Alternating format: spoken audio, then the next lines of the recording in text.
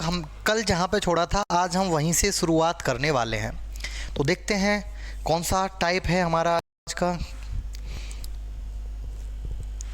देखिए, हाँ, based on income tax आज हम बात करने वाले हैं। Based on income tax, income tax पर बेस्ड क्वेश्चनों के बारे में, इनकम टैक्स पर बेस्ड क्वेश्चनों के बारे में हम बात करने वाले हैं आज। ठीक है, तो देखिए सबसे पहले हम समझेंगे कि इनकम टैक्स होता क्या है। इनकम टैक्स को अगर हम हिंदी में बोलें तो इनकम टैक्स का मतलब होता है मेरे भैया आयकर। क्या होता है? आयकर। तो सबसे पहले तो हम इसी को समझेंगे कि इनकम टैक्स है क्या।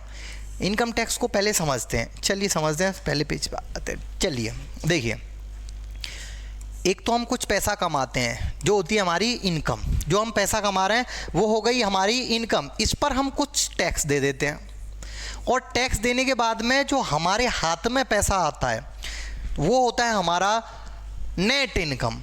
ठीक है, तो नेट इनकम क्या होता है? जो हमारे हाथ में टैक्स देने के बाद में पैसा आता है वो होता है हमारा नेट इनकम। हिंदी में बात करूं ये होती है हमारी आय। इस पे हमने दे दिया टैक्स। टैक्स को हिंदी में बोलते हैं कर। और फिर जो टैक्स देने के बाद जो पैसा बचा वो हो गया हमारा नेट इनकम। नेट इनकम का मतलब वास्तविक आय या शुद्ध आय। वास्तविक आय या इसी को हम कह देते हैं शुद्ध आय। ठीक है, अब इसको समझेंगे अच्छे से। पहले क्या चीज़ होती है, कैसे कैसे क्वेश्चनों को सॉल्व करना होता है। वेरी इजी टाइप है ये आपका। जैसे मान के चलते हम 100 रुपये कमाते हैं। कितना कमाते हैं मेरे भैया? 100। टैक्स दे दिया मैंने इस पर 20 रुपये का। कितने का टैक्स दे दिया? 20 का। 100 रुपये कमाते हैं, 20 का टैक्स दे दिया, तो मेरे भैया मेरी नेट इनकम शुद्ध आय कितनी निकल के आ गई? 80। अगर टैक्स मैं 5 रुपया बढ़ा दूं, टैक्स कितना बढ़ा दूं? 5। अगर मैं टैक्स 5 रुपया बढ़ाऊंगा तो नेट इनकम क्या हो जाएगी? 5 रुपया कम हो जाएगी। अगर मैं टैक्स 5 रुपया कम कर दूं तो नेट इनकम क्या हो जाएगी? नेट इनकम 5 रुपया बढ़ जाएगी। अगर मैं टैक्स को 20 से घटा के 5 रुपया कम कर दिया, 15 कर दूंगा, तो अब मैं कितना कमा रहा हूँ? 85 कमा रहा हूँ। अगर मैं टैक्स 10 रुपया बढ़ा देता हूँ, टैक्स पहले 20 था, अब मैंने 10 रुपया बढ़ा दिया। 10 रुपया बढ़ा दिया तो टैक्स कितना हो गया? टैक्स हो गया 30 रुपया। तो इसका मतलब अब मैं 10 रुपया कम शुद्ध आय हो जाएगी मेरी। ठीक है, 10 रुपया कम बचाऊंगा। जितना टैक्स बढ़ेगा वास्तविक आय उतनी ही कम होगी, या जितना टैक्स कम होगा, अगर 10 रुपया मैं टैक्स कम कर देता हूं तो वास्तविक आय मेरी 10 रुपये बढ़ जाएगी। तो यहां पे आपकी समझ में एक बात आ गई होगी कि आयकर में वृद्धि, आयकर में वृद्धि या कमी, आयकर में वृद्धि या कमी हमेशा बराबर होगी वास्तविक आय में, वास्तविक आय में कमी या वृद्धि के, कमी या वृद्धि के। ठीक है भैया, इसी चीज को हमें क्या करना है, समझना है बस, बात बाकी या कुछ नहीं है। ये समझ में आ गया तो टाइप पूरा खत्म है। देखें मेरे भैया, चलिए देखते हैं। ठीक, क्वेश्चन की तरफ आते हैं सीधा सीधा, लेकिन उससे पहले एक छोटी सी बात और बताना चाहता हूं मैं आपको। ठीक है मेरे भैया, देखिए, एक होती है हमारी इनकम। इनकम बोले तो आय, इस पर हम क्या दे देते हैं? टैक्स। उसके बाद में जो हमारे पास पैसा आता है वो क्या होती है? हमारी शुद्ध आय, या हम उसको क्या बोल देते हैं? वास्तविक आय। अगर आपने 20 रुपया कमाया, कितना कमाया? 20 रुपया। टैक्स कितने का दे दिया? 3 का। शुद्ध आय कितनी निकल के आई आपकी? 17। कितनी निकल के आई? 17। अगर भैया मैं आपसे पूछूं आपने कितना परसेंट टैक्स दिया है, आपने कितना परसेंट टैक्स दिया है मेरे भैया, तो कितना टैक्स दिया? आप कहोगे कि सर 3 रुपया टैक्स दिया है। कितने पर दिया है? 20 पर। परसेंट लगाने के लिए 100 से मल्टीप्लाई कर देते हैं। तो मेरे भैया आपने कितना टैक्स दिया है? तो टैक्स दिया है आपने 15%। क्लियर है? यानी टैक्स किस पे दिया जाएगा? 20 पे या 17 पे? तो टैक्स दिया जाएगा 20 पे, 17 पे नहीं। ये तो हम इसमें से तो खर्च करेंगे, इसमें से तो बचाएंगे, ये तो हमारी शुद्ध आय है। ठीक है कि नहीं? चलिए चलते हैं क्वेश्चनों की तरफ। देखिए, आयकर में 19% की वृद्धि हो जाने से वास्तविक आय में 6% की कमी हो जाती है। तो आयकर की दर ज्ञात कीजिए, find the rate of income tax. चलिए देखते हैं मेरे भैया, मैंने अभी आपको बताया था कि टैक्स में जितनी वृद्धि होगी उतनी ही नेट इनकम में क्या होगी, कमी। यही तो हमारा कॉन्सेप्ट था। तो देखो, टैक्स का 19%, टैक्स में कितने की वृद्धि हुई है, 19% की। तो टैक्स का 19% बराबर होगा, किसके बराबर होगा, नेट इनकम के 6% के। नेट इनकम के कितने परसेंट के बराबर होगा, 6% के। अभी बताया है कि नहीं बताया है, ये कहां से आया है, ठीक है, अभी डिटेल में बताया है। टैक्स को मैंने यहीं पे रखा और नेट इनकम को ले आया मैं नीचे। नेट इनकम, जब मैं टैक्स को यहीं पे रहने दिया, नेट इनकम को नीचे आया, तो यहां पे कितना रह गया, 6%। और मेरे भैया 19 चला गया नीचे, 19%, परसेंट से परसेंट कैंसिल आउट, इसका मतलब टैक्स कितना है, 6, नेट इनकम कितनी है, 19। इतना बड़ा भी नहीं करना है, और थोड़ा सा जल्दी कर देते हैं, ठीक है। और जल्दी कैसे हो जाएगा, चलो देखते हैं। टैक्स के सामने कितना लिख रहा है मेरे भैया, 6, तो टैक्स कितना हो गया, 6। ऊपर नीचे करो ही मत, सिंपल सा देखो, टैक्स के सामने कितना लिख रहा है, 6, तो टैक्स हो गया 6, और नेट इनकम के सामने कितना लिख रहा है, 19, तो नेट इनकम कितनी हो गई, 19। चलिए सॉल्व कर देते हैं, वेरी इजी क्वेश्चन था। तो यहाँ पे मैंने 3 चीजें लिख दी, एक तो होती है हमारी आय, एक होता है हमारा टैक्स, एक होती है हमारी वास्तविक आय, ठीक है मेरे भैया।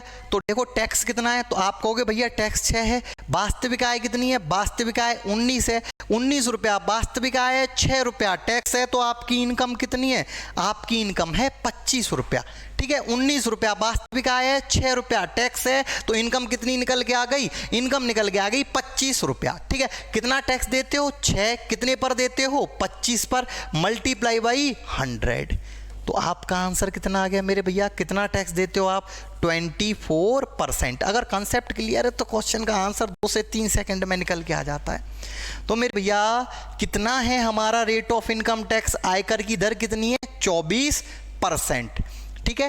नेक्स्ट क्वेश्चन पर मूव करते हैं मेरे भैया, ठीक है। चलिए देखते हैं next question, same to same question है। एक बार वीडियो को पॉज करके आप इसको बनाने की कोशिश करेंगे, फिर उसका सॉल्यूशन देखना, ठीक है कि नहीं। चलिए मैं सॉल्यूशन बता रहा हूं यहां पर। देखो, आयकर में 21% की वृद्धि हो जाने से वास्तविक आय में 4% की कमी हो जाती है। इसका मतलब टैक्स का 21% किसके बराबर है मेरे भैया, नेट इनकम के। नेट इनकम बोले तो वास्तविक आय, ठीक है कि नहीं, नेट इनकम के 4% के बराबर है। लिख दी 3 चीजें, कौन कौन सी होती हैं, एक तो हम देते हैं आय, एक तो हमें मिलती है इनकम, इस पर हम क्या कर देते हैं, टैक्स दे देते हैं। फिर जो हमारे हाथ में आता है पैसा, वो क्या हो गई हमारी वास्तविक आय।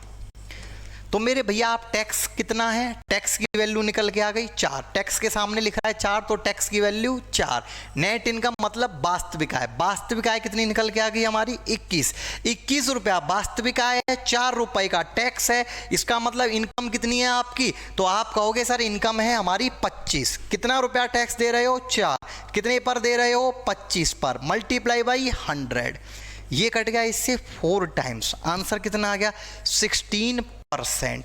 तो आप टैक्स कितना परसेंट दे रहे हो, तो tax rate of income tax कितना आ गया, आयकर की दर कितनी निकल के आ गई 16%। चलिए नेक्स्ट क्वेश्चन देखते हैं, एक और क्वेश्चन कर लेते हैं ऐसा ही, ठीक है। ये कह रहा है आयकर में 17%, देखो वीडियो को पॉज कीजिए और आप इसको खुद बनाने की कोशिश कीजिए, नहीं बनता है जब इसका सॉल्यूशन आप यहां से देखना, ठीक है मेरे भाई। चलिए, आयकर में 17% की वृद्धि हो जाने से, इसका मतलब आयकर लिख दे रहा हूं यहां पे, आयकर या टैक्स, ठीक है, डायरेक्ट लिख दे रहा हूं कर, ठीक है। कर कितना बढ़ गया है 17%। अगर टैक्स 17% बढ़ जाता है तो वास्तविक आय में कितने की कमी आ जाती है, वास्तविक आय कितना परसेंट कम हो गई है, 3%। तो सिंपल सी बात है, कर कितना है मेरा 3 और वास्तविक आय कितनी है 17। लिख दी 3 चीजें, एक तो होती है हमारी इनकम, उस पर देते हैं हम टैक्स, उसके बाद में जो इन हैंड आता है हमारा वो क्या हो गई वास्तविक आय या शुद्ध आय, ठीक है मेरे भैया। तो टैक्स कितना है आप कहोगे 3 है, वास्तविक आय कितनी है 17 है, तो इनकम कितनी आ गई 17 रुपए, वास्तविक आय 3 रुपया, टैक्स तो इनकम कितनी है 20, कितना रुपया टैक्स दिया? 3। कितने पर? 20 पर। परसेंट लगाने के लिए मल्टीप्लाई कर दिया 100 से, ये कट गया इससे 5 टाइम्स। तो रेट ऑफ इनकम टैक्स या आयकर की दर कितनी है? 15%। उम्मीद है ये टाइप आपका बिल्कुल क्लियर हो गया होगा। अब हम अगले टाइप पर मूव करते हैं, ठीक है। Move on next type. चलिए देखते हैं अगला टाइप क्या है हमारा। ये टाइप है बी, किसमें? आयकर पर आधारित प्रश्नों में ही बी टाइप है ये। तो पहले चीज़ों को समझेंगे अच्छे से, ठीक है। तो देखते हैं मेरे भैया, एक व्यक्ति की 20% आय कर मुक्त है, ठीक है। ये आय है, एक व्यक्ति की 20% आय कर मुक्त है। व्यक्ति की आय में 16,000 रुपए की वृद्धि हो जाती है और आयकर की दर 24% से घटकर 18% रह जाती है।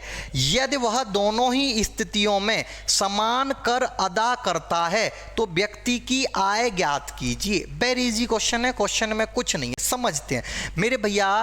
कितना उसकी इनकम टैक्स फ्री है? तो 20% इनकम इज टैक्स फ्री। 20% आय कर मुक्त है, 20% पे वो कोई भी टैक्स नहीं देगा। अगर आप 100 रुपए कमा रहे हो तो 100 में से 20 पर आपका कोई टैक्स नहीं लगेगा। तो टैक्स कितने परसेंट पे देगा? तो टैक्स देगा वो 80% पे। कितने पर देगा? 80% पे।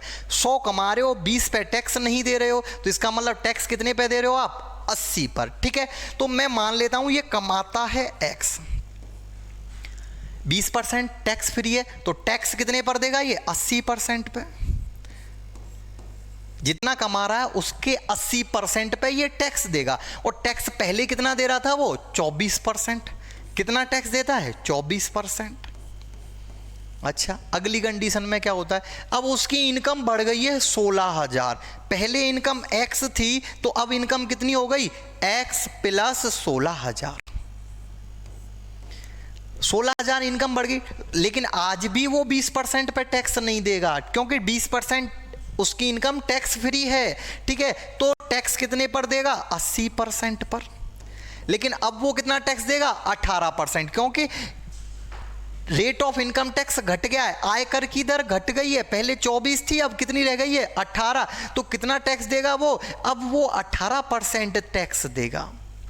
और दोनों ही स्थितियों में समान कर अदा करता है। इसका मतलब जितना टैक्स पहले दिया है आज भी वह उतना ही टैक्स दे रहा है, ठीक है कि नहीं। चलिए सॉल्व करते हैं, सिर्फ काटा पीटी मचानी है। 80/100 से ये 80/100 कट गया। अच्छा एक बात बताइए, ये क्या था? ये कुछ नहीं था, ये 20% टैक्स फ्री है, इस वजह से 80% पर टैक्स दे रहा है। अगर मान के चलो 30% टैक्स फ्री होता तो कितने पर टैक्स देता? 70% पे। तो 70% यहाँ पे भी आता, तो इसका मतलब 70 से 70 कट जाता। अगर उसकी इनकम 25% टैक्स फ्री होती तो कितने पर टैक्स देता? 75% पे। जब 75% इधर आता तो 75% इधर भी आता, तब भी 75% से 75% कटना था। तो यहां से आपकी समझ में एक बात आ रही है कि अगर हम ध्यान से देखें कि इस टैक्स फ्री का तो कोई लेना देना है ही नहीं, क्योंकि चाहे तो 20% हो, चाहे 30% हो, चाहे 40% हो, लास्ट में तो उसको कटना ही कटना है, क्योंकि जितना नंबर यहाँ पे आएगा उतना ही नंबर यहाँ पे आएगा। सिंप्लीफाई करेंगे तो ये कट जाएगा। बात समझ में आ रही है? तो इतना बड़ा करना ही नहीं है, बहुत छोटा सा कर देना है। कैसे कर देना है देखेंगे। ये बात समझ में आ गई है कि मेरे भैया टैक्स फ्री से कोई लेना देना नहीं है, टैक्स फ्री को हटा देना है, ठीक है। टैक्स फ्री का तो कोई मतलब ही नहीं है, क्योंकि वो तो सिंप्लीफाई हो ही जाएगा, ठीक है मेरे प्यारे भैया। चलिए देखते हैं मेरे प्यारे प्यारे से, सुंदर सुंदर से, गुलाबी गुलाबी से बच्चों। तो देखिए, तो टैक्स फ्री का तो कोई लेना देना है ही नहीं, चाहे यहाँ पे 20 है चाहे 30 है, कितना भी हो, मुझे इससे कोई लेना देना नहीं है। चलिए तो शुरुआत करता हूँ। मेरी इनकम पहले कितनी थी? एक्स, और टैक्स कितना देता था? 24%।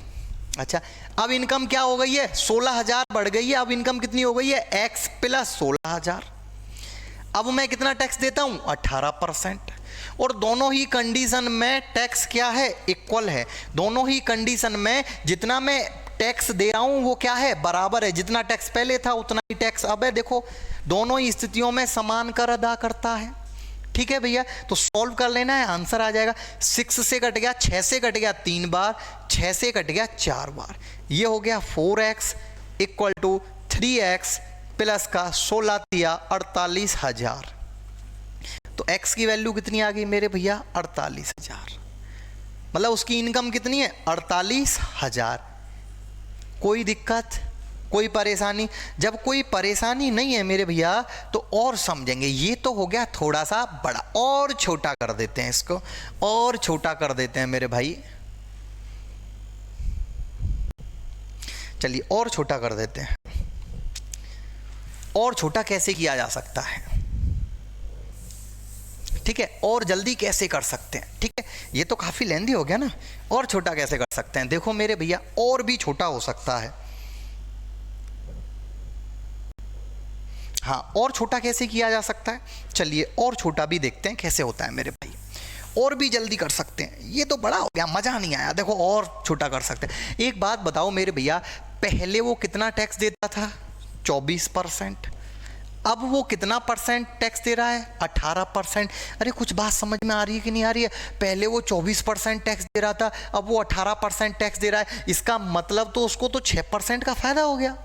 अरे उसको तो 6% का फायदा होना चाहिए कि नहीं होना चाहिए? इसका मतलब उसको 6% का फायदा होना चाहिए। लेकिन अगर मैं लास्ट वाली लाइन को पढ़ रहा हूं तो वो ये कह रहा कोई फायदा नहीं हुआ है, जितना टैक्स पहले दे रहा था अब भी वो उतना ही टैक्स दे रहा है। ऐसा क्यों हुआ? उसके पीछे का रीजन समझो जरा, डिटेल में समझना ध्यान से, ठीक है कि नहीं? देखिए, अगर उसकी इनकम आज भी वही रहती जब 6% का फायदा होता, जैसे पहले इनकम, एग्जांपल के लिए बता रहा हूं, पहले 100 रुपए थी उसकी इनकम, अगर आज भी 100 रहती तो पहले 24 रुपया टैक्स दे रहा था तो अब 18 रुपया ही टैक्स देता, मतलब 6 रुपए का फायदा हो जाता। कब फायदा होता? जब उसकी इनकम क्या रहती? सेम। लेकिन यहां पर उसकी इनकम सेम नहीं है, यहां पे क्या हो गया, उसकी इनकम 16,000 बढ़ गई है। इस पर उसने टैक्स दे दिया है, इस वजह से उसको फायदा नहीं हुआ है। तो मेरे भैया फायदा कितने का होता उसको जरा मुझे बताओगे? तो उसको फायदा होता 6% का, लेकिन उसको यहां पर बिल्कुल भी फायदा नहीं हुआ है। क्यों नहीं हुआ है? क्योंकि उसने 16,000 पर, उसको फायदा होने वाला था 6% का, एक्स का 6%, लेकिन उसको बिल्कुल भी फायदा नहीं हुआ। क्यों? क्योंकि उसने 16,000 पर कितना टैक्स दे दिया? 18%, नया वाला टैक्स दिया है, ठीक है। क्योंकि अगर एक्स इनकम रहती तो फायदा हो जाता, लेकिन बढ़ गई है, इस पर एक्स्ट्रा पैसा दिया है, इसी वजह से तो फायदा नहीं हुआ है। कितने का फायदा होता? जितनी इनकम थी उसके 6% का फायदा होता, लेकिन क्यों नहीं हुआ? क्योंकि उसने 16,000 पर 18% टैक्स दे दिया है मेरे भैया। देखो एक लाइन का आंसर था, ये 6 से कट गया 3 टाइम्स, तो एक्स की वैल्यू कितनी आ गई? 48,000। अरे कुछ भी नहीं करना है, वेरी इजी क्वेश्चन था, ठीक है। मैंने आपको ये 2 मेथडों से बताया, ठीक है। अभी आगे देखते हैं, फिर भी हम दोनों ही तरीकों से देखेंगे, जो आपको अच्छा लगे एग्जाम में उस तरीके से आप कर लेना। एक व्यक्ति की 23.65% आय कर मुक्त है। व्यक्ति की आय में 21,000 रुपए की वृद्धि हो जाती है और आयकर की दर 28% से घटकर 21% रह जाती है। यदि वह दोनों स्थितियों में समान कर अदा करता है तो व्यक्ति की आय ज्ञात कीजिए। सेम टू सेम क्वेश्चन है, जैसा पहले वाला क्वेश्चन था वैसा ही क्वेश्चन ये है। चलो देखते हैं तो फिर मेरे भैया। तो मेरे प्यारे प्यारे से, सुंदर सुंदर से, गुलाबी गुलाबी से बच्चों, मैंने अभी आपको एक बात बताई है कि इस टैक्स फ्री का तो कोई लेना देना है ही नहीं, चाहे ये 23 है चाहे कुछ भी है, टैक्स फ्री से तो कोई मतलब हमारा है ही नहीं। तो सीधा का सीधा क्वेश्चन करते हैं। तो मैंने उसकी इनकम मान ली एक्स थी, पहले कितना टैक्स दे रहा था वो? 28%। अब क्या हो गया? अब उसकी इनकम 21,000 रुपए की वृद्धि हो गई है, तो उसकी इनकम हो गई है x प्लस 21,000। अब कितना टैक्स दे रहा है? 21% टैक्स दे रहा है। सिंप्लीफाई कर देना, आंसर आ जाएगा। 7 से कट गया 3 बार, 7 से कट गया 4 बार, ये हो गया 4x, ये हो गया 3x। जब इधर लेके आऊंगा तो क्या बच गया? x। 21 थी 63, मतलब x की वैल्यू कितनी आ गई? 63,000। इतनी ही जल्दी करना होता है एग्जाम में मेरे भैया, ठीक है। यहाँ पे 4x हो गया, 3 का गुणा किया तो 3x प्लस 21 थी 63,000। इसको इधर लेके आएंगे तो x की वैल्यू 63,000। समझ में आया कि नहीं आया? एक तरीका। अच्छा दूसरा मेथड मैंने क्या बताया था? दूसरे मेथड से भी करते हैं भाई। उसका टैक्स जो है, टैक्स कितना कम हो गया है? 7% कम हो गया, तो उसको 7% का फायदा होना चाहिए था। किसके 7% का फायदा होना चाहिए था? जितना उसकी इनकम थी, इनकम के 7% का फायदा होना चाहिए था, लेकिन उसको वो फायदा नहीं हुआ क्योंकि उसका उसकी इनकम 21,000 बढ़ गई है, 21,000 पर ज़्यादा टैक्स देना पड़ गया, ठीक है। 21,000 पर कितना टैक्स दे दिया उसने? 21%। बस सॉल्व कर देना, कुछ नहीं, इसको समझोगे तो ये और ज़्यादा आसान है। ये कट गया इससे 3 टाइम्स, तो इनकम कितनी आ गई इसकी? तो इनकम आ गई 21 थी 63,000। उम्मीद है आपके दोनों ही मेथडों से चीज़ें समझ में आ गई होंगी। वेरी इजी था, कुछ भी नहीं था, बहुत ही ज़्यादा आसान था, ठीक है।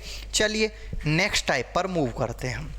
एक और क्वेश्चन है ऐसा, कोशिश करो कि आप वीडियो को पॉज करो, उसके बाद में इसको अपने आप कर रहे हो, ठीक है। नहीं होता है जब इसका सॉल्यूशन देखना है, ठीक है मेरे भाई। एक व्यक्ति की 27.86% आय कर मुक्त है, तो टैक्स फ्री से तो कोई लेना देना है ही नहीं, चाहे कुछ भी हो, कोई दिक्कत वाली बात ही नहीं है। चलिए मैंने इसकी इनकम मान ली, x है, इसकी इनकम है x। पहले कितना परसेंट टैक्स देता था? 32%। अब इसकी इनकम कितनी बढ़ गई है? 30,000। तो इनकम कितनी हो गई है? नई x प्लस 30,000। अब कितना टैक्स दे रहा है मेरे भैया वो? अब वो टैक्स दे रहा है 28%। और दोनों ही कंडीशन में कैसा टैक्स पे कर रहा है? सेम टैक्स पे कर रहा है। तो बस काटा पीटी मचा देनी है। ये कट गया तुम्हारा 4 से 7 बार और 4 से 8 बार। ये हो गया 8x, 7 का गुणा किया 7x और 7 का गुणा 30,000 के साथ किया तो 7 या 21 2,10,000, ठीक है कि नहीं। तो x की वैल्यू सीधी सीधी आ गई 2,10,000। कैलकुलेशन ऐसे ही करनी है, ऐसे मत करना बिल्कुल बच्चों की तरह करो। बच्चों की तरह कैसे? 8 का गुणा x के साथ हो गया 8x, 7 का गुणा x के साथ किया 7x प्लस का 7 या 21 2,10,000, ठीक है। अब इस x को इधर ले आए, x की वैल्यू 2,10,000। अरे कंपटीशन वाले बच्चे हो, अब आप क्लास 6 में 7th में 8th में नहीं पढ़ते हो, थोड़ा सा हटके करना पड़ेगा, ठीक है। अगर हम इसको एक लाइन में करने चाहें, मतलब दूसरे मेथड से करना चाहें, तो उसकी इनकम कितनी थी? टैक्स फ्री से तो कोई लेना देना ही नहीं, उसको कितने का फायदा हो जाता? आप कह रहे हो कि सर 4% का फायदा हो जाता, क्योंकि पहले 32% टैक्स दे रहा था, अब 28% दे रहा है। लेकिन उसको फायदा क्यों नहीं हुआ है मेरे भैया? क्योंकि उसकी इनकम बढ़ गई है 30,000 और इस बढ़ी हुई इनकम पर उसने कितना टैक्स दे दिया है? तो उसने टैक्स दे दिया है ये 28%। 4 से कट गया कितनी बार? 7 बार, एक ही बार में आंसर आ गया। तो उसकी इनकम कितनी हो गई है? तो उसकी इनकम पहले थी 2,10,000, ठीक है। लेकिन उसने पूछा क्या है? व्यक्ति की नई आय बतानी है, पुरानी वाली नहीं बतानी मेरे भैया। नई आय ये क्या है? ये तो इसकी पुरानी आय है। नई आय क्या है? नई आय उसकी 30,000 बढ़ गई है। जब नई आय 30,000 बढ़ गई है तो मेरे भैया नई आय कितनी हो गई? 2,40,000। तगड़ा ही पैसा कमा रहा है ये तो नई आय क्या है उसकी? 30,000 बढ़ गई है। जब 30,000 बढ़ गई तो मेरे भैया कितनी हो गई? 2,40,000। उम्मीद है आपकी समझ में चीज़ें बहुत अच्छी तरीके से आ गई होंगी। दोनों ही मेथडों से आपको ये क्वेश्चन समझ में आ गया होगा, ठीक है। इस तरीके का क्वेश्चन आता है, बस 2 सेकंड लगाओ, ठीक है कि नहीं? 2 सेकंड में आंसर आ जाएगा, ठीक। मूव करते हैं नेक्स्ट क्वेश्चन पर, ठीक है। अब देखिए यहाँ पे समझेंगे पहले अच्छे से, पहले हमें इसे अच्छे से समझना है, ठीक है कि नहीं। चलिए, based on new and old price, ये जो टाइप है आपका मोस्ट इंपोर्टेंट टाइप है।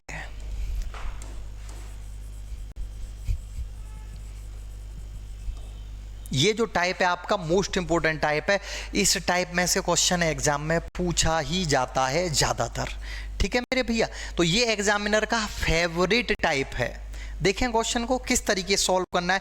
पहले इसका कंसेप्ट समझते हैं, देन उसके बाद में क्वेश्चन को उड़ाते हैं, ठीक है कि नहीं। चलिए कंसेप्ट समझते हैं, क्या है इसका कंसेप्ट, ठीक है। इसको मैं छोटा कर देता हूं, हाँ ये हो गया छोटा, ठीक। साइड में रख देते हैं इसे। और ये हमारा मोस्ट इंपोर्टेंट टाइप था, ये हमारा मोस्ट इंपोर्टेंट टाइप था, ठीक। अब ठीक है, चलिए सबसे पहले समझते हैं। मैंने आपसे कहा कि भैया ये बताइए आप कि आप 100 रुपए में 5 किलो चीनी लेके आते हो। मेरे प्यारे प्यारे से सुंदर सुंदर से गुलाबी गुलाबी से बच्चों, मैं आपसे पूछ रहा हूँ आप 100 रुपए में कितने किलो चीनी लेके आते हो? 5 किलो चीनी लेके आते हो। 5 किलो चीनी के लिए कितने रुपए खर्च किए आपने? 100 रुपए। मैं पूछूं चीनी का प्राइस क्या है, चीनी का रेट क्या है, क्या रेट आ रही है चीनी? तो आप कहोगे कि सर 5 किलो आ रही है 100 रुपए की, तो चीनी का रेट है 20 रुपया पर केजी। 20 रुपया पर केजी, 20 रुपए किलो आ रही है सर चीनी। मैं आपसे पूछूं आपने इसको कैसे निकाला, तो आप कहोगे सर 5 किलो चीनी आती है 100 रुपए की, तो 1 किलो चीनी का जो रेट होता है मतलब 1 किलो की बात कर रहे हैं, ठीक है। तो 1 किलो चीनी कितने की आएगी, तो हमने क्या किया 100 में 5 का भाग दे दिया, 100 में क्या किया 5 का भाग दे दिया। बिल्कुल देसी भाषा में समझा रहा हूँ आपको, समझने की कोशिश करना बहुत आसान तरीके से। बच्चों को बड़े टिपिकल लगते हैं ये क्वेश्चन, लेकिन आप उड़ा दोगे इसको, सेकंडों में उड़ाओगे। कैसे सेकंडों में उड़ाओगे, समझ रहे हैं चीज़ों को। कितना आ गया 20 रुपया पर केजी। ये कैसे आया उस चीज़ को समझो पहले डिटेल से। यहाँ पे तो आपने क्या लिखी, टोटल कीमत जो थी, क्या लिखी थी आपने यहाँ पे, कीमत 100 रुपया थी ना टोटल कीमत उनकी। और यहाँ पे क्या लिखी थी, यहाँ पे लिखी थी आपने मात्रा। क्या लिखी थी, मात्रा। तो क्या निकल के आया था, तो चीनी का रेट निकल के आया। तो रेट को हिंदी में क्या बोलते हैं, चीनी का क्या निकल के आया, रेट। रेट को हिंदी में बोले तो क्या निकल के आया, मूल्य। तो देखिए, तो मूल्य हम कैसे निकालते हैं, तो मूल्य निकालने के लिए हम क्या करते हैं, कीमत में भाग देते हैं मात्रा का। कीमत में किसका भाग दे देते हैं, मात्रा का। यही बात है ना प्यारे बच्चों। अगर मैं इस कीमत को कर दूं फिक्स, इस कीमत को क्या कर दूं प्यारे भैया, फिक्स, तो मेरे प्यारे से बच्चों इसमें कीमत को कर दे रहा हूं फिक्स। अगर मैं कीमत को फिक्स कर दूंगा तो मूल्य जो है वो क्या हो जाएगा, वो इनवर्स प्रोपोर्शनल हो जाएगा किसके, मात्रा के। किसके इनवर्स प्रोपोर्शनल हो जाएगा, मात्रा के। अब आप कहोगे कि सर आपने ये क्या चीज़ लिख दी, ये तो हम पहले फिजिक्स वगैरह में पढ़ा करते थे, उससे तो पहले हमें जभी से डर लगता था, आपने और लिख दिया इसे। ठीक है, चलो कोई नहीं, मैं आपको बड़ा डिटेल में समझाता हूँ। इनवर्स प्रोपोर्शनल मतलब इसको हिंदी में क्या बोलते हैं, विलोमानुपाती। ठीक है कि नहीं, मात्रा क्या है, विलोमानुपाती है किसके, मूल्य के। डिटेल में समझते हैं मेरे भैया। कल मैंने आपको फ्रैक्शन समझाए थे, ठीक है कि नहीं। फ्रैक्शन में बताया था मैंने, ये लिख रहा है 20%। 20% का फ्रैक्शन कितना बताया था, 1/5। ठीक है, अभी इस पे आएंगे, लेकिन यहाँ पे और समझते हैं मूल्य और मात्रा में का क्या रिलेशन है। तो मूल्य जो है वो इनवर्स प्रोपोर्शनल होता है किसके, मात्रा के। कैसे, मैं आपको समझाता हूँ कि अगर मैं मान के चलूँ चीनी का मूल्य पहले था 5, अब बढ़ के हो गया 6, बढ़ के कितना हो गया 6, तो मात्रा क्या होगी इसके, जस्ट इनवर्स प्रोपोर्शनल हो जाएगी। मतलब यहाँ पे 5 6 लिखा हुआ है तो यहाँ पे क्या हो जाएगा 6 5 हो जाएगा। यहाँ पे 5 6 लिखा हुआ है तो यहाँ पे क्या हो जाएगा 6 5। इसको जस्ट उल्टा लिख देंगे। अभी समझते हैं, मैं बड़े डिटेल में समझा रहा हूँ आपको। मैं मान के चलता हूँ घर से 30 रुपये लेके गया। कितने रुपए लेके गया, 30 रुपये। अगर चीनी का रेट 5 रुपया है, मतलब 5 रुपये किलो चीनी आ रही है, तो 30 रुपये में मैं कितनी चीनी खरीद के ले आऊँगा, 6 किलो। समझ रहे हो ना। अगर चीनी का रेट 6 रुपये किलो है, चीनी 6 रुपये किलो आ रही है, तो 30 रुपये में कितनी चीनी आ जाएगी, 5 किलो। अरे यही तो बताया है कि अगर मैं कीमत को फिक्स कर दूं तो ये इसके जस्ट इनवर्स प्रोपोर्शनल हो जाता है। कीमत तो फिक्स है, कितनी है, 30 है। दोबारा से समझो मेरे भाई, बार बार समझो, कई तरीके से समझाऊंगा, टेंशन लेने की कोई ज़रूरत नहीं है। ठीक है, पहले चीनी का रेट था 5, अब हो गया 6, तो मात्रा जिनकी जस्ट अपोजिट हो जाएगी। पहले आती थी 6 किलो चीनी, तो अब कितने किलो चीनी आएगी, 5 किलो चीनी आएगी, उतने ही रुपए में। ठीक है, कैसे आएगी देखते हैं। मैं मान के चलता हूँ घर से 30 रुपये लेके गया था। अगर चीनी आ रही है 5 रुपये किलो, तो कितने किलो चीनी ले आऊँगा, 6 किलो। अगर चीनी आ रही है 6 रुपये किलो, तो कितनी चीनी आएगी, 5 किलो आएगी। अभी और समझते हैं, अगर ये 5 6 नहीं होता, अगर ये होता, मान के चलो पहले थी चीनी का रेट 4 रुपया, अब चीनी का रेट रह गया 3 रुपया, तो मेरे भैया जो मूल्य का अनुपात है वो कितना है, 4:3। ठीक है, मूल्य का है तो मात्रा का अनुपात क्या हो जाएगा, 3:4। ये इसके जस्ट अपोजिट हो जाएगा। अगर यहाँ पे 4 3 है तो यहाँ पे कितना हो जाएगा, 3 4। आप घर से 12 रुपये लेके गए, कितने रुपए लेके गए, 12 रुपये। अगर 4 रुपये किलो चीनी आती है तो आप कितने किलो चीनी ले आओगे, 3 किलो। अगर 3 रुपये किलो चीनी आती है तो आप कितने किलो चीनी ले आओगे, 4 किलो। और समझो, अगर यहां पर लिख रहा है 6 7, तो यहां पे क्या आएगा, 7 6। एग्जाम्पल के लिए 42 रुपये आप घर से लेके गए, 6 रुपये किलो चीनी आती है तो कितने किलो चीनी ले आए, 7 किलो। अगर 7 रुपये किलो चीनी आती है तो कितने किलो चीनी लेके आओगे, 6 रुपये किलो। अगर मूल्य का रेशियो है 8:13, तो मात्रा का अनुपात क्या होगा, 13:8। यहाँ पे 8 13 लिख रहा है तो यहाँ पे क्या आएगा, 13 8। अगर मूल्य का रेशियो है 11 17, तो मात्रा का क्या हो जाएगा, 17 11। अगर मूल्य का रेशियो है 11 9, तो मात्रा क्या हो जाएगी 9 11। उम्मीद है आपकी समझ में बहुत अच्छी तरीके से आ गया होगा कि इन दोनों में रिलेशन क्या है। अब आगे चलते हैं, ठीक है मेरे भैया। कल मैंने आपको, मेरे प्यारे से बच्चों, कल मैंने आपको फ्रैक्शन के बारे में समझाया था, ठीक है, और आपको बताया भी था। जैसे ये लिख रहा है 20%, 20% का फ्रैक्शन होता है 1/5। ये क्या होती है हमारी ओरिजिनल वैल्यू, क्या होती है ओरिजिनल वैल्यू, और ये क्या होती है हमारी परसेंटेज वैल्यू, परसेंटेज वैल्यू। तो ये तो ओरिजिनल है, आप इस पे बात करो, ये है हमारा ओरिजिनल। 20% बढ़ गया, इसका मतलब क्या है 5 का 20% होता है 1। अगर 20% बढ़ गया, इसका मतलब ओरिजिनल था 5, 1 बढ़ गया है तो कितना हो गया है 6। ये 20% से 1/5 कैसे आया, ये मैं कल बता चुका हूं, आप कल की क्लास जरूर देखना। 20% परसेंट को हटाएंगे तो 20/100, 20 से घट गया एक बार, 20 से घट गया 5 बार, तो कितना आ गया 1/5।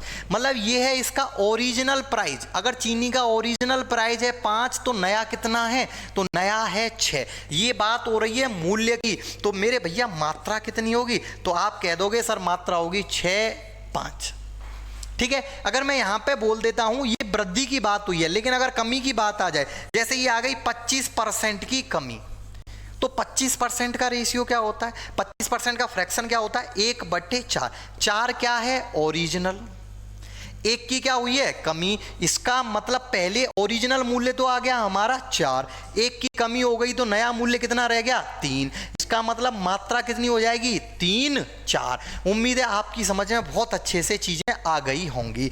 अब देखिए, अब हम इस क्वेश्चन को देखते हैं जो हम कर रहे थे, ठीक है। देखते हैं क्वेश्चन को, वेरी इजी क्वेश्चन है, क्वेश्चन में कुछ भी नहीं है, ठीक है। चलिए देखते हैं।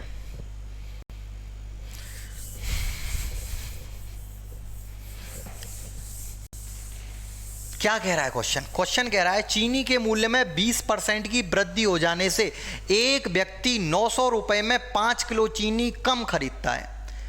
कितने किलो चीनी कम खरीदता है 5 किलो। समझेंगे 20% की वृद्धि, 20% का फ्रैक्शन, 20% का फ्रैक्शन होता है मेरे भैया 1/5, और 5 क्या है हमारा, 5 है ओरिजिनल, क्या है ओरिजिनल वैल्यू है ये तो हमारी, और 1 की क्या हुई है वृद्धि हुई है, ठीक है। ये परसेंटेज वैल्यू होती है।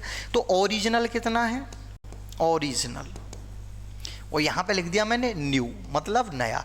ओरिजिनल था 5, 1 की वृद्धि हो गई तो नया कितना हो गया 6। ये है चीनी का मूल्य। तो चीनी की मात्रा का रेशियो क्या होगा, तो चीनी पहले आ रही थी 6 किलो, तो अब कितने किलो आएगी 5 किलो। इसका मतलब अब आपने कितने किलो चीनी कम खरीदी है, पहले 6 किलो आ रही थी, या मैं यूनिट में बात करूं यहाँ पे पहले 6 यूनिट चीनी आ रही थी, अब 5 यूनिट चीनी आ रही है, तो आपने कितनी चीनी कम खरीदी है 1। और उसने कितना दिया हुआ है मेरे भैया, कितने चीनी कम खरीदी है 5 किलो चीनी कम खरीदी है। 1 की वैल्यू 5 kg, तो 6 की वैल्यू कितनी आ गई मेरे भैया, तो 6 में गुणा कर दिया 5 का 30 kg, और 5 की वैल्यू कितनी आ गई 25 kg। चलो देखते हैं पूछा क्या क्या गया है। सबसे पहले तो यही पूछ लिया गया है आपसे कि चीनी की प्रारंभिक खपत, तो चीनी पहले कितनी आती थी 30 किलो, चीनी की नई खपत, चीनी अब कितनी आ रही है 25 किलो, तो चीनी की प्रारंभिक खपत कितनी थी 30 kg, चीनी की नई खपत कितनी है 25 kg। अच्छा आगे चलते हैं, और क्या पूछा गया, चीनी का प्रारंभिक मूल्य, मूल्य कैसे निकालते हैं, मूल्य निकालने के लिए हम क्या करते हैं कीमत में भाग दे देते हैं मात्रा से। कीमत कितनी है 900 रुपए, और मेरे भैया प्रारंभिक मूल्य पूछ रहा है, तो प्रारंभ में कितने किलो चीनी खरीदता था 30 किलो। इसका मतलब चीनी का प्रारंभिक मूल्य कितना था 30 रुपया पर केजी। अगर चीनी के नए मूल्य के बारे में बात की जाए तो मेरे भैया मूल्य कितने रुपए की बात हो रही है 900 रुपए में, और मेरे भैया अब कितना खरीदता है वो चीनी 25 किलो। तो मूल्य कैसे निकलता है कीमत बटे मात्रा, 25 किलो खरीदता है, 25 चौके 100 और 9 चौके 36, कितना आ गया 36 रुपया पर केजी। क्लियर है, उम्मीद है चीजें बड़े अच्छे से समझ में आ गई होंगी आपके, कुछ भी नहीं है बहुत आसान है। 20% का मतलब 1/5, 5 क्या है हमारा ओरिजिनल, 1 की वृद्धि हो गई तो नया कितना हो गया 6, मूल्य है 5 6, तो मात्रा कितनी हो जाएगी 6 5। इसका मतलब पहले खरीदता था वो 6 6 यूनिट चीनी, तो अब कितनी चीनी खरीद रहा है? 5 यूनिट। कितना चीनी कम खरीदा है? 1 यूनिट। और उसने कितना बोला है? 5 किलो चीनी कम खरीदी है। 1 यूनिट की वैल्यू 5 किलो, 1 यूनिट की वैल्यू 5 किलो। तो पहले कितनी चीनी खरीदता था? 6 यूनिट। तो 6 में 5 से गुणा कर दिया। पहले चीनी खरीदता था 30 किलो, अब कितनी चीनी खरीदता है? नई। तो 1 यूनिट की वैल्यू 5, तो 5 यूनिट की वैल्यू 25। तो चीनी की नई खपत कितनी आ गई? 25। अगर मैं बात करूं चीनी का प्रारंभिक मूल्य, मूल्य कैसे निकालते हैं? मूल्य निकालते हैं कीमत बटे मात्रा, सबसे पहले यही बताया है। तो कितने रुपए की बात हो रही है? 900 रुपए। और कितना चीनी खरीदता है? अब वो 30। तो मेरे भैया ये कट गया इससे 30 बार। तो चीनी का प्रारंभिक मूल्य 30 रुपया किलो, और चीनी का नया मूल्य 900 रुपये में अब कितने किलो चीनी आ रही है? 25 किलो। इसका मतलब चीनी का नया मूल्य 36 रुपया पर केजी। मेरे भैया एग्जाम में इन चारों क्वेश्चनों में से कोई भी एक क्वेश्चन आपके पूछने के लिए आ सकता है, ठीक है। अगले वाले क्वेश्चन पर चलते हैं। किसी भी भैया को कोई डाउट है? कोई मेरा प्यारा सा सुंदर सा गुलाबी सा बच्चा ऐसा है जिसे कोई दिक्कत है? नहीं है दिक्कत। अगले क्वेश्चन पर चलते हैं, ठीक है। अच्छा, ये वाला क्वेश्चन देखते हैं। सेम टू सेम क्वेश्चन है, क्वेश्चन में कुछ भी नहीं है। चीनी के मूल्य में 25% की कमी। अगर किसी बच्चे ने पहले फ्रैक्शन वाली क्लास नहीं लिया तो इससे पहले वाली एक क्लास लेके आओ, जब आपको पता चलेगा 25% का मतलब क्या होता है। 25% का मतलब 1/4। कहाँ से निकला? एक बार बता दे रहा हूँ, ठीक है। 25%, परसेंट हटाते हैं तो नीचे कितना आता है? 100। क्योंकि परसेंट का मतलब ही क्या होता है? कैलकुलेशन ऑन 100%, मतलब 1/100। 25 गुणा परसेंट हटाया तो 1/100 मतलब 1/4, ठीक है। तो देखिए 25%, 25% का मतलब 1/4। ये 4 क्या है? ये नीचे वाली वैल्यू होती है हमारी ओरिजिनल वैल्यू, ओरिजिनल वैल्यू। तो मेरे भैया मूल्य के बारे में हम यहाँ पे बात करें तो ओरिजिनल कितना है हमारा? तो ओरिजिनल मूल्य तो है उसका 4, या मैं कहूँ पहले का मूल्य क्या है? 4। अब क्या हो गई है? 25% की कमी। कितना कम हो गया है? 1 कम हो गया। तो नया कितना हो गया? तो नया हो गया आपका 3। पहले 4 था, 1 कम हो गया, कमी हो गई है। तो मेरे भैया 1 कम हो गया तो कितना हो गया? 3। तो मूल्य है 4, 3। तो मात्रा क्या होगी? तो मात्रा होगी 3, 4। अगर वो पहले 3 यूनिट चीनी खरीदता था तो अब कितने चीनी खरीदेगा? 4 यूनिट। अब आप मुझे बताना कितनी चीनी ज़्यादा खरीद ली उसने? 1। और वो क्या कह रहा है? कितनी चीनी ज़्यादा खरीदी है? चलो देखते हैं। 4 किलो। कितने किलो चीनी ज़्यादा खरीदी है? 4 किलो। तो 1 की वैल्यू 4 केजी। तो 3 की वैल्यू कितनी हो गई? तो 4 का गुणा कर दिया, तो 3 की वैल्यू हो गई 12 केजी। और 4 की वैल्यू कितनी हो गई? 4 का गुणा कर दिया, कितनी हो गई? 16 केजी। अगर हमसे पूछा जाए चीनी की प्रारंभिक खपत या ओरिजिनल खपत कितनी आ गई? 12 केजी। और चीनी की नई खपत, तो नई खपत कितनी आ गई? 16 केजी। यहाँ तक क्लियर? अब अगली की बात करते हैं। चीनी का प्रारंभिक मूल्य, मूल्य कैसे निकलता है? कीमत बटे मात्रा। कीमत कितनी है इसकी? 600। पहले कितने किलो चीनी खरीदता था? 12 किलो। इसका मतलब चीनी का रेट कितना था? 50 रुपया पर केजी। 12 पंजे 60। चीनी का नया मूल्य, मूल्य कैसे निकलेगा? कीमत बटे मात्रा। कितनी है कीमत? 600 रुपया। अब कितना चीनी खरीदता है? तो अब खरीदता है 16 किलो चीनी। कितना खरीदता है? 16। 4 से काटा 4 बार, और 4 से काटा ये 24 बार।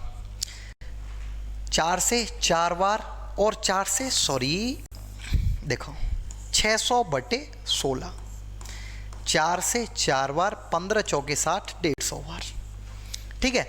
फिर ये 2 से काट दिया, कितनी बार? 2 बार। और 2 से ये कितनी बार कट गया? 2 से कट गया 75 बार। कितना आ गया मेरे भैया? 37.5 रुपया पर केजी।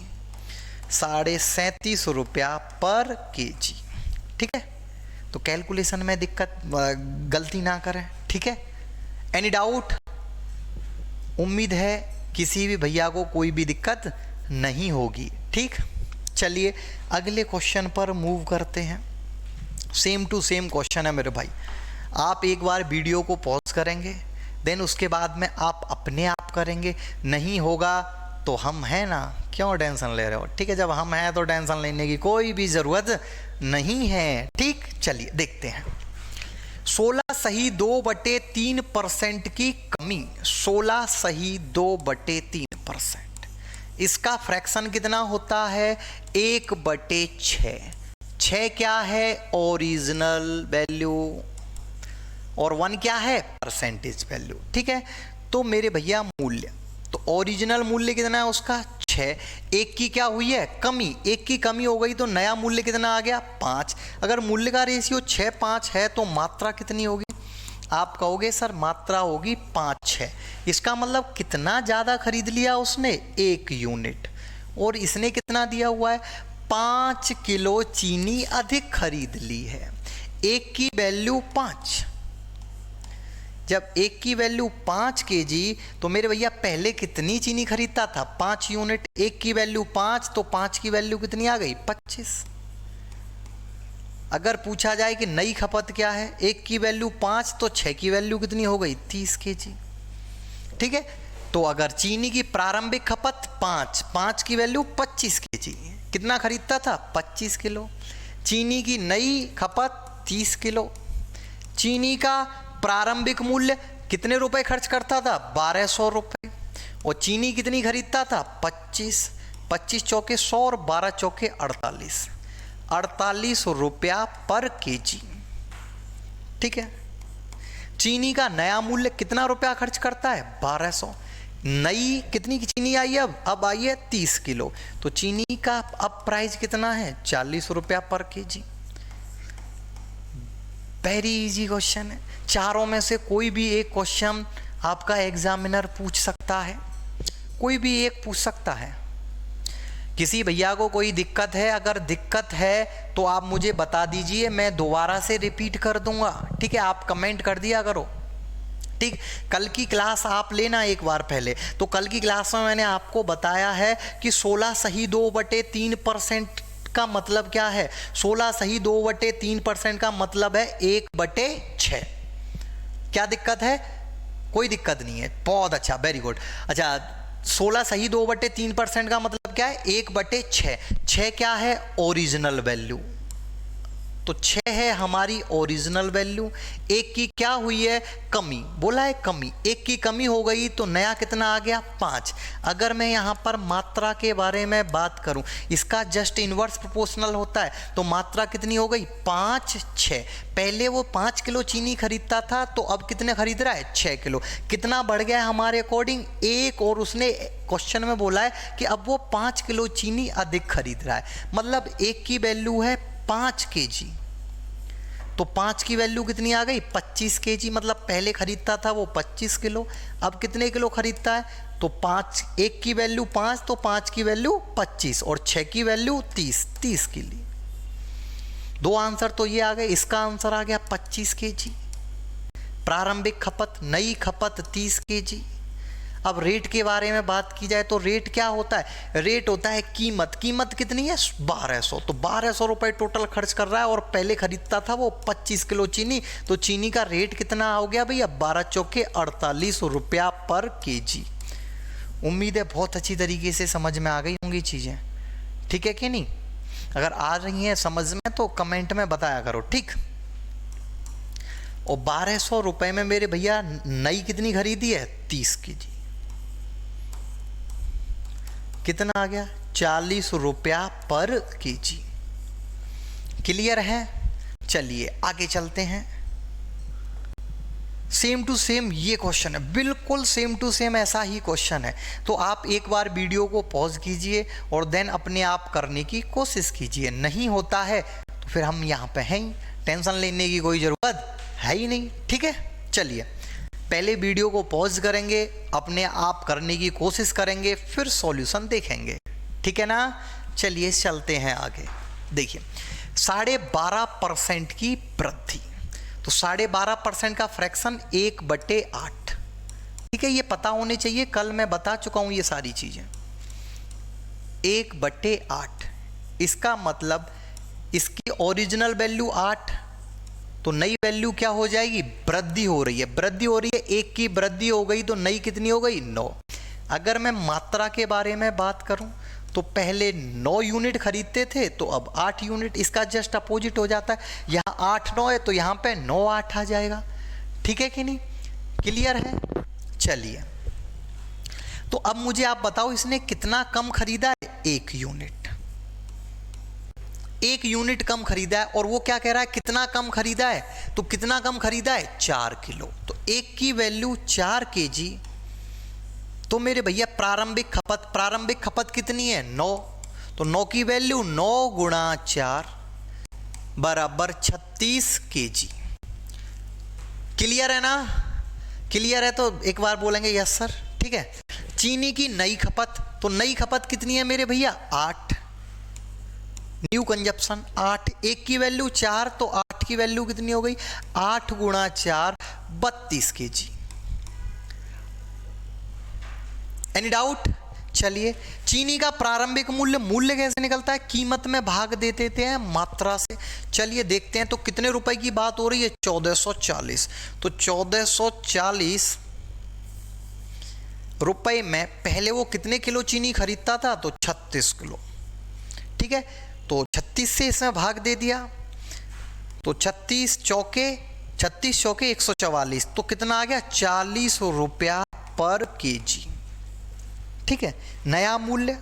तो मेरे भैया कितने रुपए खर्च कर रहा है? 1440। और चीनी कितनी लेके आ रहा है? 32। ठीक है, 32। चलिए सिंप्लीफाई कर देते हैं। 8 से कट गया 4 बार, 18 8 144। कितना आ गया? 180। 4 से कट गया 45 बार। कितनी बार? 45 बार। 45 रुपया पर केजी। तो पहले तो चीनी का रेट कितना था? 40। अब नया चीनी का रेट कितना है? 45 रुपया पर केजी। क्लियर है? चीज़ों को आगे बढ़ाते हैं। ठीक है, चलते हैं आगे की तरफ। ठीक, ये टाइप क्लियर हो गया। इस टाइप में मैंने आपको 3-4 क्वेश्चन समझाए। उम्मीद है आपकी समझ में बहुत अच्छे से आ गया होगा। ठीक, और इसमें 4 क्वेश्चन बनते हैं। एग्जामिनर कोई भी क्वेश्चन पूछ सकता है कि प्रारंभिक खपत कितनी है? तो प्रारंभिक खपत 9 थी, 1 की वैल्यू 4 तो 9 की वैल्यू 36। नई खपत कितनी है? 1 की वैल्यू 4 तो 8 की वैल्यू 32। नई खपत 32। चीनी का प्रारंभिक मूल्य कितना रुपया खर्च कर रहा है? 1440। और कितना किलो चीनी खरीद के लेके आ रहा है? 36। तो चीनी का रेट कितना आ गया? 40 रुपया पर केजी। ठीक, अगर चीनी का नया मूल्य कितना रुपया खर्च करता है? 1440। और नया अब कितना किलो चीनी लेके आ रहा है? 32 किलो। सिंप्लीफाई किया 45 रुपीज पर केजी। क्लियर होंगी यहां तक चीजें? किसी भी बच्चे को कोई भी दिक्कत नहीं है? आगे की तरफ चलते हैं। ठीक है, बेस्ड ऑन फेल पास। ठीक है, अब हमारा अगला टाइप है based on fail pass. Fail pass पर आधारित प्रश्न। तो ये टाइप भी बड़ा इंटरेस्टिंग सा है, बिल्कुल आपके जैसा है, प्यारा सा। जैसे आप हो ना प्यारे प्यारे से बच्चे, ऐसे ये टाइप भी बड़ा प्यारा सा है। ठीक है, चलिए देखते हैं। तो क्वेश्चनों को समझेंगे और करेंगे। ठीक, इसको थोड़ा सा छोटा कर दे रहा हूं मैं। ठीक है ना, इधर कर दे रहा हूं। क्वेश्चन तो बस इतने से में हो जाएगा। ठीक है ना, चलिए समझते हैं क्वेश्चन। किसी परीक्षा में 60% छात्र गणित में पास होते हैं, मैथ में कितने स्टूडेंट पास हुए हैं? तो 60% student passed in math and 50% student passed in English if 40% student passed in both subject. ठीक है, यदि दोनों विषयों में 40%। 60% छात्र किस में पास हुए हैं? गणित में। मैथ में 60% छात्र पास हुए हैं, अंग्रेजी में 50% छात्र पास हुए हैं, दोनों विषयों में 40% छात्र पास हुए हैं। तो बताइए कि कितने प्रतिशत छात्र ऐसे हैं जो दोनों विषयों में फेल हैं? ठीक, तो चीज़ों को समझेंगे पहले तो बहुत अच्छे से। देखो मैंने बना लिए 2 सर्कल, एक सर्कल बनाया मैथ का और एक सर्कल बनाया इंग्लिश का। ठीक है, पहले मैं आपको सर्कल बना के बता रहा हूँ, फिर हम विदाउट सर्कल करेंगे, बस देखा और ख़त्म किया। ठीक है ना, पेन उठाएंगे ना पेंसिल, बस देखेंगे और ख़त्म करेंगे। ठीक है, लेकिन पहले इसका कंसेप्ट समझो। तो देखिए बोथ में कितना आ रहा है? 40, तो बीच में तो आ गया 40। अब मैंने इंग्लिश वाले सर्कल को छुपा लिया। तो कौन सा वाला सर्कल दिखाई दे रहा? मैथ वाला। और मैथ में होना कितना चाहिए? 60। मैथ में कितना होना चाहिए 60 और दिखाई कितना दे रहा है 40, तो मैंने 20 और रख दिए। कितने रख दिए 20। ऐसे ही इंग्लिश वाले सर्कल में कितना होना चाहिए 50, मुझे दिखाई कितना दे रहा है, अगर मैं इसको छुपा लूं तो कितना दिखाई दे रहा है 40, होना चाहिए 50, तो 10 और रख दूंगा तो जरा देखना इंग्लिश वाला सर्कल कंप्लीट हो गया। अगर मैं आपसे पूछूं तो ये सारे के सारे बच्चे कैसे हैं, आप कहोगे कि सर ये सारे के सारे बच्चे पास हैं। कितने बच्चे पास हो गए 20 और 40, 60 और 10 70, 70% स्टूडेंट पास हैं। तो मेरे बच्चों फेल होने वाले स्टूडेंट कितने हो गए 30%। 30% स्टूडेंट ऐसे हैं जो क्या है दोनों विषयों में फेल हैं। अगर आपसे पूछा जाए सिर्फ मैथ में पास होने वाले 20%, सिर्फ इंग्लिश में पास होने वाले 10%, सिर्फ मैथ में पास होने वाले 20% और सिर्फ इंग्लिश में पास होने वाले 10%। ठीक है, अभी इसको डिटेल में समझते हैं। ठीक, ये तो हमारी समझ में आ गया कि ऐसे ऐसे किया, लेकिन ऐसे क्यों किया है, क्या रीजन है, बड़ा डिटेल में समझते हैं। ठीक है, देखिए एक एग्जाम हुआ किसी क्लास में बैठे हुए हैं 100 बच्चे। कितने बैठे हैं 100 स्टूडेंट क्लास में बैठे हुए हैं। 100 स्टूडेंट क्लास में बैठे हुए हैं, जिसमें एक एग्जाम हुआ। सबसे पहले एग्जाम कराया जाता है मैथ का, जिसमें कितने बच्चे पास हुए, तो उसमें बच्चे पास होते हैं 60। कितने बच्चे पास होते हैं 60 बच्चे पास होते हैं। फिर एग्जाम कराया जाता है इंग्लिश का, और इंग्लिश में कितने बच्चे पास होते हैं 50।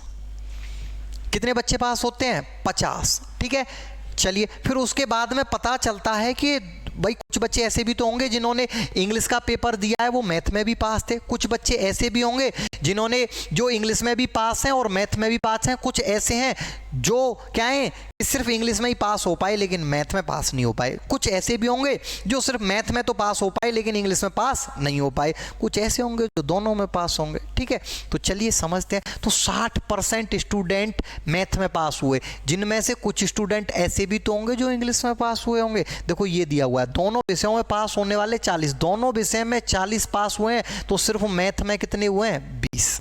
सिर्फ मैथ में कितने हुए हैं 20। ऐसे ही सिर्फ इंग्लिश में कितने पास हुए हैं, दोनों विषय में 40, तो सिर्फ इंग्लिश में पास हुए हैं हमारे 10। तो कुल टोटल बच्चे कितने पास हुए हैं 70 बच्चे। 70% ऐसे हैं जो किसी न किसी एक सब्जेक्ट में पास हैं।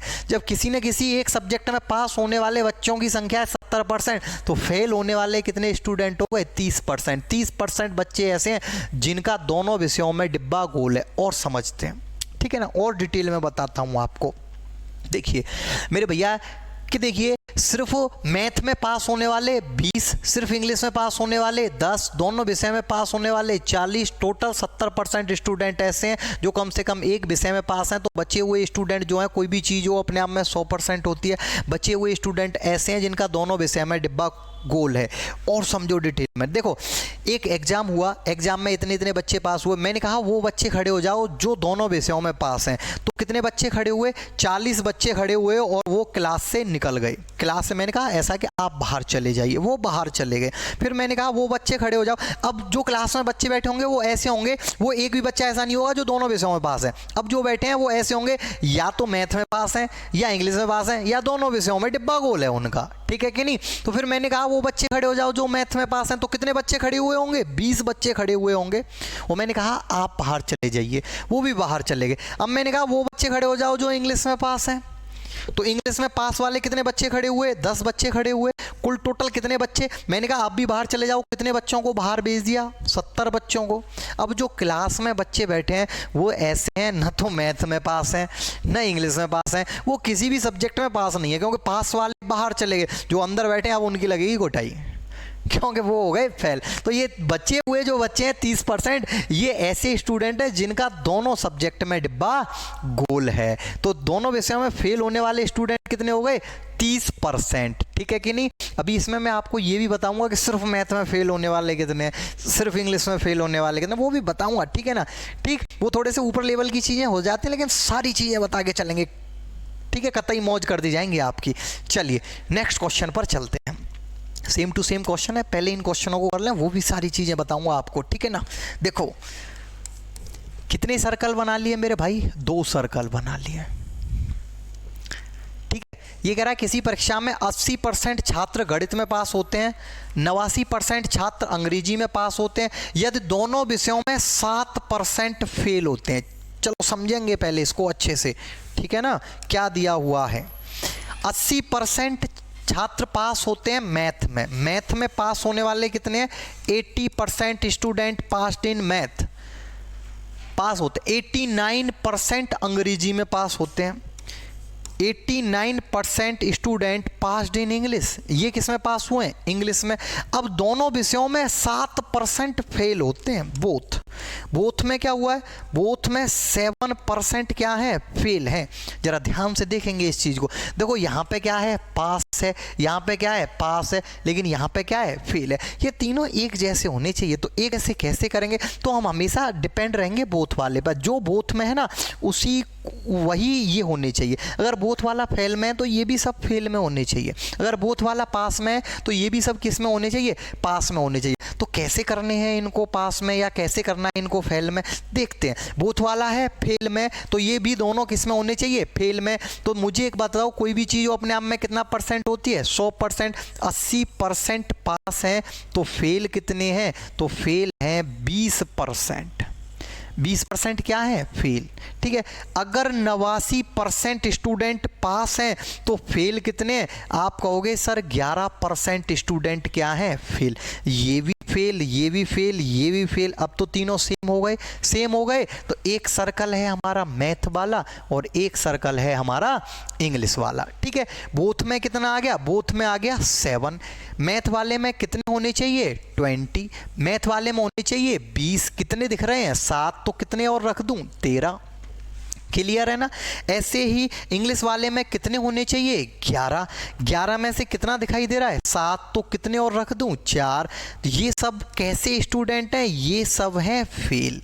तो मेरे भैया कितने परसेंट स्टूडेंट फेल हुए हैं? तो 13 7 20 4 24। 24% स्टूडेंट ऐसे हैं जो किसी न किसी सब्जेक्ट में फेल हैं, किसी न किसी एक सब्जेक्ट में फेल हैं। तो पास होने वाले स्टूडेंट तो 76% स्टूडेंट ऐसे हैं जो दोनों विषयों में पास हैं। और यही उसने पूछा है, दोनों विषयों में पास हैं। तो कितने प्रतिशत छात्र ऐसे हैं जो दोनों विषयों में पास हैं? तो दोनों सब्जेक्ट में पास होने वाले स्टूडेंट कितने हो गए हमारे? 76%। ठीक है। चलिए आगे चलते हैं, देखते हैं नेक्स्ट क्वेश्चन। ऐसा ही क्वेश्चन है, बिल्कुल सेम टू सेम, लेकिन इसमें थोड़ा सा और लेवल को इंक्रीज कर दिया है। इसमें पूछ लिया है छात्रों की कुल संख्या। अब तक तो पूछा जा रहा था परसेंट, अब यहाँ पे पूछ लिया है टोटल नंबर ऑफ स्टूडेंट। ठीक है। चलिए देखते हैं इस क्वेश्चन को कैसे करना। बहुत आसान है, क्वेश्चन में कुछ भी नहीं है। ठीक है। चलिए, कितने सर्कल बना लिए हमने? 2 सर्कल बना लिए। कितने सर्कल बना लिए? 2 सर्कल। ठीक है।